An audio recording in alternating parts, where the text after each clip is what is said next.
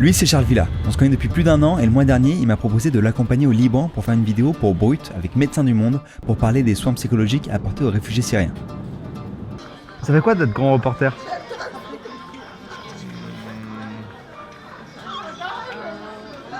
Ça fait du bien. La vidéo qu'on a fait sur Brut parle du traumatisme qu'ont vécu les familles syriennes et de ce qui est fait pour les aider niveau santé mentale au Liban. Je vous invite à la regarder, mais ce n'est donc pas ce dont je vais parler dans cette vidéo. Charles m'a proposé de faire une vidéo de mon côté si j'avais une idée d'angle. Et ça tombe bien. Il y a quelques temps, je vous ai parlé dans une vidéo du concept d'adaptation hédonique. En gros, je disais ça. Peu importe les événements positifs ou négatifs ou les changements majeurs dans notre vie, on revient assez vite à un niveau de bonheur stable. On pense qu'on sera plus heureux en ayant une certaine voiture ou une certaine maison, et une fois qu'on l'a, on revient vite au niveau de bonheur initial. C'est pour ça qu'un autre terme, c'est l'hedonic treadmill. En anglais, le tapis roulant hédonique. En fait, on croit courir sur la route du bonheur, mais on fait du surplace. C'est peut-être le moment de savoir si c'est vrai et si le bonheur qui résulte de cette adaptation hédonique est réel. Et l'un des moyens de le savoir, c'est d'aller à la rencontre de populations qui ont vécu de vrais traumatismes et leur demander leur niveau de bonheur aujourd'hui. En philo, parfois on se pose des questions qui ne sont pas belles, qui font un peu honte et qui ne sont pas vraiment politiquement correctes. J'avais donc une de ces questions concernant les réfugiés syriens. Sont-ils heureux? Je savais qu'avec Charles et Médecins du Monde, on allait avoir plusieurs interviews, alors je me suis dit que j'allais poser la même question à tout le monde. Selon vous, sur une échelle de 0 à 10, à quel point êtes-vous heureux? Dans la vidéo brute, vous verrez qu'on commence par le camp puis qu'on va à l'hôpital. Mais chronologiquement, on a fait l'inverse. Et voici ma toute première interview. Charles lance le rec. Est-ce que vous pouvez me raconter un petit peu votre histoire et ce qui fait que vous êtes ici aujourd'hui? Et l'interprète traduit ma question. أنا جيت أول ما قامت الحرب جيت لهون بال2011 بشهر التاسع كان عندي أحمد وكنت حامل بأحمد وعندي حسن وحلا بلش ضرب رصاص فأجت الرصاصة فوق ولادي فمن خوفي على الولاد حملت حالي وفليت لهون وعلى أساس إنه الوضع سنتين يروق ومرق وعلى أساس إنه نرجع وما قدرنا نرجع ولهلا يعني إنه بلدنا ما منيح وبيتي بالقصف راح وأمي توفت Ok. J'arrive avec mes petites questions philosophiques à 2 balles et en 40 secondes, je me prends la violence de la vie en pleine gueule. Cette femme, elle s'appelle Nisrine. Elle a fui Idlib, en Syrie, il y a 6 ans quand sa maison a été bombardée. Elle a perdu sa mère, elle a perdu son frère, les deux dans des conditions horribles. À 33 ans, elle a 4 enfants et un mari. Il n'y a que 20% des réfugiés syriens qui vivent dans des camps, mais la plupart vivent dans des squats ou des parkings. Eux, ils vivent dans un coin de supermarché. Les enfants se font maltraiter par certains voisins ou se font frapper à l'école par d'autres camarades. S'ils voulaient rentrer en Syrie, leur maison est aujourd'hui détruite. Ils n'ont plus de chez eux. Heureusement, ils peuvent venir ici, bénéficier de thérapies dont ils ont besoin, notamment les enfants. Et Nisrine en est très contente. C'était une interview difficile. Elle m'a raconté son histoire, elle s'est confiée à moi, pour qu'avec Brut, on vous en parle et qu'on sensibilise les gens sur ce qu'il se passe là-bas. Il reste la réponse à ma question, et j'avoue que j'ai hésité à la poser, mais bon, il faut que j'aille au bout de mon idée. 5? Sérieusement? Après avoir vécu tout ça? Comment c'est possible? Here's 2 different futures that I invite you to contemplate, and you can try to simulate them and tell me which one you think you might prefer. One of them is winning the lottery. This is about $314 million. And the other is becoming paraplegic. So just give it a moment of thought. You probably don't feel like you need a moment of thought. And interestingly, there are data on these 2 groups of people, data on how happy they are. And this is exactly what you expected, isn't it? But these aren't the data. I made these up. These are the data. Fact is that a year after losing the use of their legs and a year after winning the lotto, lottery winners and paraplegics are equally happy with their lives. A recent study showing how major life traumas affect people suggests that if it happened over 3 months ago, with only a few exceptions, it has no impact whatsoever on your happiness. Why? Because happiness can be synthesized. J'essaie de poser la question aux enfants.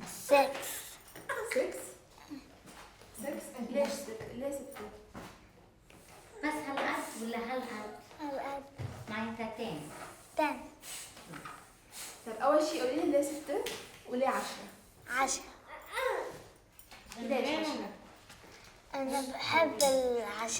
Ça marche pas trop. Avant de partir, je pose la question à la psychologue. I would say 7.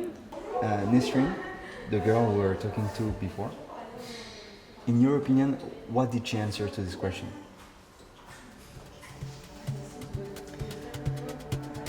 I think she would have said maybe a 4. Presque.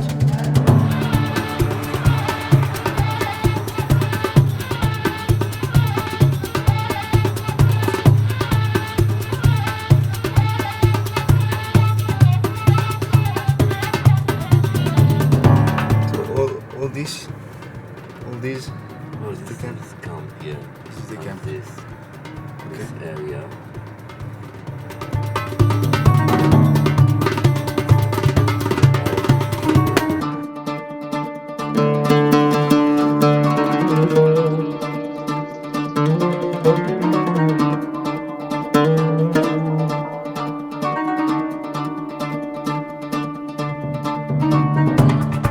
Nous voici dans le camp de Sad Nahel. Comme je vous disais, 20% des réfugiés syriens sont dans des camps de ce type. Pour vous donner une idée du nombre de réfugiés au Liban, 1 personne sur 4 est réfugiée. C'est énorme. Les gens qui vivent ici sont là depuis plusieurs années maintenant, dans des conditions très difficiles, sous des bâches, à même le sol, inondés dès qu'il pleut un peu trop. Ils sont parfois là depuis plus de 6 ans. Ils vont à l'école, ils travaillent, ils vivent. D'ailleurs, la voiture avec des ballons que vous voyez derrière moi, c'est parce qu'ils fêtaient un mariage quand on y était. On leur pose des questions sur le fonctionnement du camp, et je rajoute les miennes. 17. أنا بحب أخترع وهيك لأن عندي كل شيء في منه ما عندي عدة مثلا للأخترع. 10 بعمل سيارات بلعب 8 مبسوط عم بلعب مع رفقاتي بس أحيانا ما فينا نلعب أحيانا يكون عندنا مدرسة ما فينا نلعب. أنا بحط يعني ساعات يعني من أول ما إجيت لهلا من 1 ل6 أو 7 يعني أول شيء إنه إجيت كانوا أولاد صغار كنت ماني مبسوطة زيادة هلا إنه ساعات أقوى من أول نفسيتي أحسن من أول إنه أولادي كبروا صاروا يتعلموا إنه متفائلة فيهم الحمد لله عايشة مبسوطة وإن شاء الله حاطين أملنا إنه نرجع على بلادنا.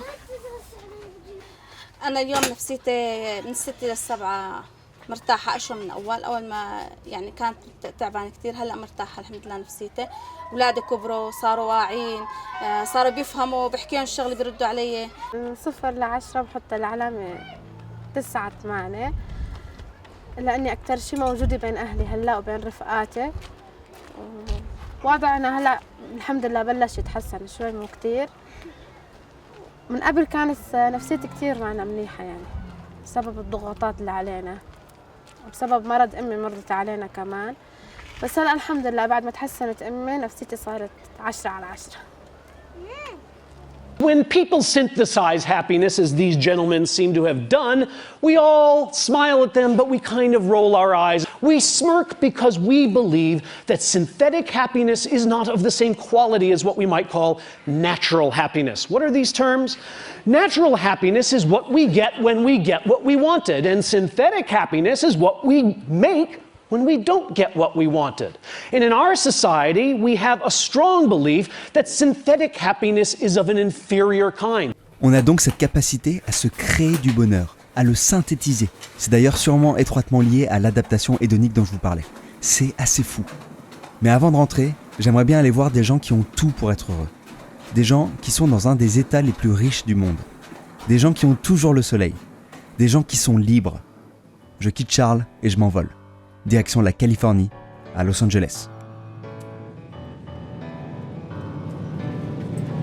Bon, entre vous et moi, j'y suis surtout allé pour assister à la remise de diplôme de ma sœur. Et d'ailleurs, je t'embrasse très fort et je te félicite encore une fois.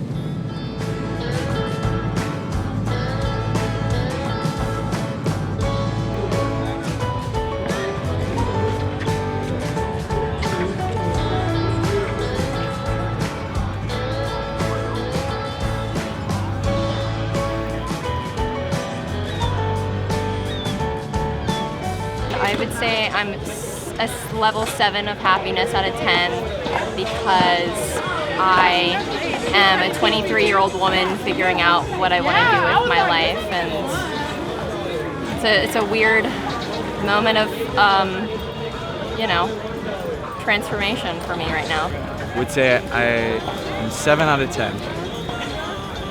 There's always room for improvement. I will rank number 8, and I'm happy because what I wanted to do, I'm doing it, and what I wanna become, I'm just slowly becoming it, working hard and enjoying my life, roaming around the beaches, feeling happy. Happiness level. Now it's literally at a 10. I just got off the phone with my mom. And gratitude. Gratitude will always make you happy because you realize how much love there is in the world. Thank you very much. My life is very happy and with my husband, and I will give number 9. Okay, thank you. I'm like a 7, 8. I try to be optimistic. I try not to dwell on the negative because what does that do for us? And happiness is definitely the most important thing. I'm also probably like 7, 8.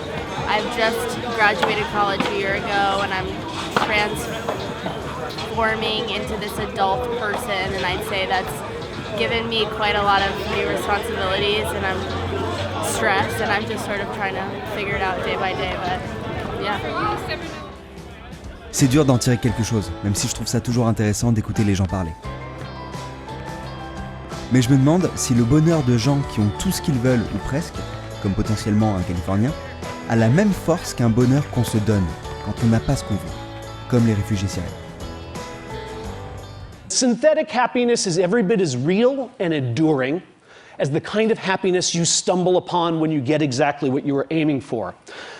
Normal controls show the one I own is better than I thought, the one I didn't own, the one I left behind is not as good as I thought. Amnesics do exactly the same thing. Think about this result. These people like better the one they own, but they don't know they own it. What these people did when they synthesized happiness is they really, truly changed their affective, hedonic, aesthetic reactions to that poster. They're not just saying it because they own it, because they don't know they own it. Il y a 2 choses dont je me suis rendu compte en partant en mission avec Charles. Déjà, notre action est très limitée. On fait ce qu'on peut, mais on ne peut pas faire des miracles. Et heureusement, il y a des gens, je pense notamment à Médecins du Monde, qui font sur place ce travail formidable. L'autre truc dont je me suis rendu compte, c'est qu'en fait, ce n'est pas qu'une question de bonheur. Parce que si ce n'était qu'une question de bonheur, ces populations n'auraient peut-être pas besoin d'aide. Car on l'a vu, c'est très difficile à dire et à admettre, mais parfois, elles ne sont pas beaucoup moins malheureuses.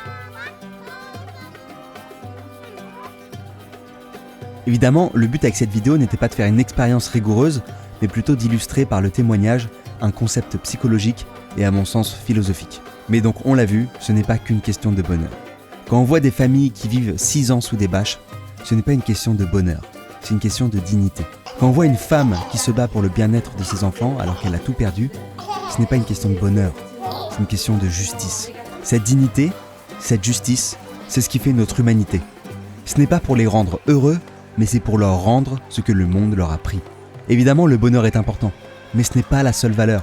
John Stuart Mill en parle bien quand il dit qu'il vaut mieux être un homme insatisfait qu'un porc satisfait, ou qu'il vaut mieux être Socrate insatisfait qu'un imbécile satisfait. La satisfaction et donc le bonheur ne sont donc peut-être pas au-dessus de tout. Alors merci à Charles et à Médecins du Monde qui m'ont permis de vous parler un peu de ces populations. Allez voir la vidéo qu'on a fait avec Charles sur la chaîne de Brut qui explique plus en détail la situation. Encore une fois, ce n'était pas le but de cette vidéo. N'hésitez pas aussi à envisager de me soutenir sur Tipeee. Ce genre de vidéo me coûte énormément en temps, c'est un plaisir à faire et je ne veux pas les sponsoriser, mais pour que je puisse continuer à en faire, j'ai besoin d'un coup de pouce de votre part. Ce sera aussi une manière de me dire que vous en voulez plus. Allez également voir la chaîne de Charles qui a fait plusieurs docus sur des zones de conflit, en plus d'être une belle personne. Love, peace et à bientôt. Moi je me mettrais la note de 7. Il se situe autour de 8. Je noterais mon niveau de bonheur environ à 7, parce que je suis enfin en train de guérir de ma dépression. 9 sur 10. Je pense que je me mettrais un bon 8 sur 10. Il y a toujours des rêves que je voudrais accomplir. Entre 5 et 6. Je pourrais peut-être avoir 10 si j'atteignais tout. Je mettrais un 8. Mais j'ai mis en chantier des trucs qui pourraient convertir d'ici quelques temps ce 6 vers 7-8. Je mets 9,5 parce que 10, c'est trop. 9,5, ça permet d'avoir un peu d'espoir sur le fait que l'avenir, ça sera encore meilleur. J'ai des problèmes de relations amoureuses, donc forcément, je mets pas un 9 ou un 10. Mais je pense que je serai plus heureuse quand je serai plus grande. Voilà. Plus je grandis, plus je me rends compte qu'il y a plein de périodes de ma vie où je me sentais très très triste et où j'avais juste l'impression que rien n'allait. Et maintenant que je regarde, je me disais, si en fait il y avait énormément de choses dans ta vie qui allaient bien.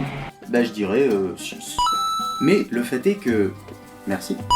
Que ça peut changer à tout instant en fait. Alors j'attribuerais la note de 7 sur 10 à mon bonheur, parce que d'un côté je suis très entourée, très heureuse, j'ai eu beaucoup de chance dans la vie, et en même temps j'angoisse beaucoup à l'idée de ne pas accomplir les choses que j'ai envie d'accomplir.